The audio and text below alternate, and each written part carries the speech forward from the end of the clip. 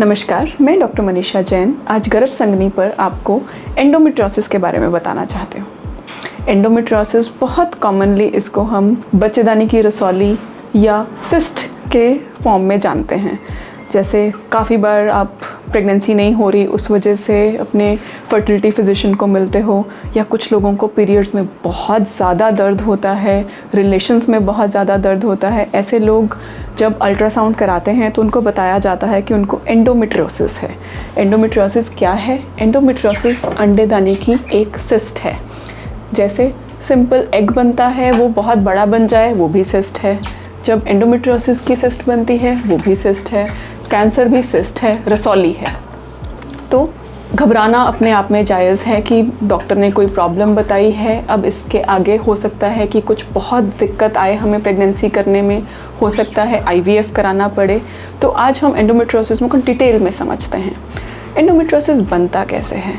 आपकी जो यूट्रस की लाइनिंग है, जिसको एंडोमेट्रियल लाइनिंग बोलते हैं, वो यूट्रस के साथ साथ बाकी सतहों पर भी प्रेजेंट होती है, जैसे आपकी फेलोपियन ट्यूब्स, अंडेदानी और बाकी की चीज़ें जो आपकी आंतें, इन सब के ऊपर रहती है। तो जब आपको पीरियड्स आते हैं तो यूट्रस की लाइनिंग तो वजाइना से बाहर आ जाती है, क्योंकि वो इसका एक नेचुरल रास्ता है, वो बनी है वहाँ पे होने के लिए। लेकिन जो यूट्रस की लाइनिंग, एंडोमेट्रियोसिस का टिश्यू आपकी अंडेदानी, आपकी फेलोपियन ट्यूब्स पे प्रेजेंट है, वो बाहर आने के लिए उसके पास कोई रास्ता नहीं है। तो वो वहीं पर आगे की आगे बढ़ता जाता है। क्योंकि वो एक तरह का ब्लड है, तो एंडोमेट्रियोसिस को चॉकलेट सिस्ट भी कहा जाता है, बिकॉज़ ये बहुत पुराना ब्लड इकट्ठा होता रहता है। जितनी बार आपको पीरियड आएगा, वहाँ भी पीरियड आएगा, और ये एंडोमेट्रियोसिस का ब्लड वहाँ पे इकट्ठा होता जाएगा। इसके बढ़ने की तादाद भी किसी किसी पेशेंट में सिंपल थोड़ा सा सिस्ट का वो है तो धीरे धीरे बढ़ती है, 1%, 2%, कभी कभी 10%। किसी किसी पेशेंट में हर महीने ये सिस्ट बहुत ज़्यादा बढ़ती जाती है।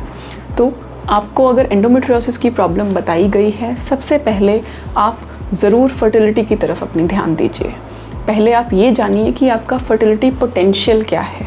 फर्टिलिटी पोटेंशियल जानने के लिए एक बहुत ही सिंपल ब्लड टेस्ट है, AMH, एंटी मुलेरियन हार्मोन।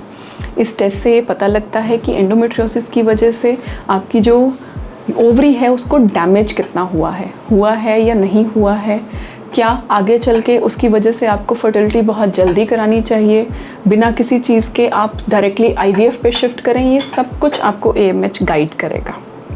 दूसरी बात, एंडोमेट्रियोसिस को जब हम इलाज की बात करते हैं तो एंडोमेट्रियोसिस की वजह से काफ़ी बार ट्यूब्स ख़राब हो जाती हैं, एग्स ख़त्म हो जाते हैं। तो इलाज भी इसी चीज़ पे डिपेंड करता है कि क्या एंडोमेट्रियोसिस की वजह से ये सब ख़राब हुआ है। अगर ट्यूब्स ख़राब हो गई हैं एंडोमेट्रियोसिस की वजह से, तो IVF के अलावा और कोई ज़्यादा चीज़ नहीं बचती है जिसको हम यूज़ कर सकते हैं। अगर ट्यूब्स बिल्कुल ठीक हैं, सिर्फ ओवरीज़ का प्रॉब्लम है, तो IUI या इवन नेचुरल ट्राई भी आप कर सकते हैं। एंडोमेट्रियोसिस का अगर आप इलाज मांगें, अगर फर्टिलिटी कंप्लीट हो गई है, प्रेगनेंसीज़ आपको और नहीं चाहिए, तो इसके 2 तरह के इलाज होते हैं। एक मेडिसिन से कर सकते हैं, दूसरा ऑपरेशन से कर सकते हैं।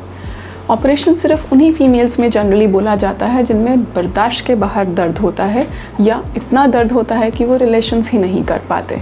अदरवाइज़ अगर एंडोमेट्रियोसिस की सिस्ट है और आपको बर्दाश्त के बाहर सिम्टम्स नहीं हैं, तो मोस्टली हम सर्जरी के लिए नहीं बोलते और मेडिकल थेरेपी से ही उसको ट्रीट करते हैं।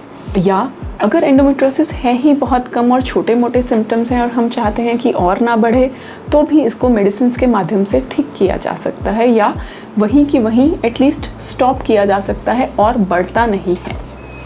अगर हम फर्टिलिटी की बात करें तो एंडोमेट्रियोसिस के पेशेंट्स में जो एग की क्वालिटी है, कभी कभी वो कम हो जाती है, एग का नंबर कम हो जाता है, तो AMH हमें गाइड करता है। अगर आपका AMH ठीक था, एंडोमेट्रियोसिस की वजह से ट्यूब को बहुत ज़्यादा नुकसान नहीं हुआ, लेकिन फिर भी 6-8 महीने दवाइयाँ लेने के बावजूद, सारे टेस्ट कराने के बावजूद प्रेगनेंसी नहीं हो रही है, तो आपको जल्दी IVF का सोचना चाहिए। बिकॉज़ हो सकता है एंडोमेट्रियोसिस की वजह से AMH ठीक है, ट्यूब्स ठीक हैं, लेकिन अंडों की क्वालिटी कम हो रही है। सो एंडोमेट्रियोसिस को लाइटली नहीं लेना चाहिए। इसके जो सिंपल सिम्टम्स हैं, लाइक पीरियड्स में बहुत ज़्यादा पेन, या रिलेशंस करते हुए बहुत ज़्यादा पेन, एक बहुत बड़ी सिस्ट इन सब कारणों में अगर आपको बताया गया है तो जल्दी किसी फर्टिलिटी फिजिशियन को मिलिए और अपना प्रेगनेंसी करने का सपना पूरा कीजिए। अगर आप मुझे मिलना चाहते हैं इस रिलेशन में तो नीचे लिखे नंबर पर कॉल करें और अपनी अपॉइंटमेंट बुक कराएं। Thank you.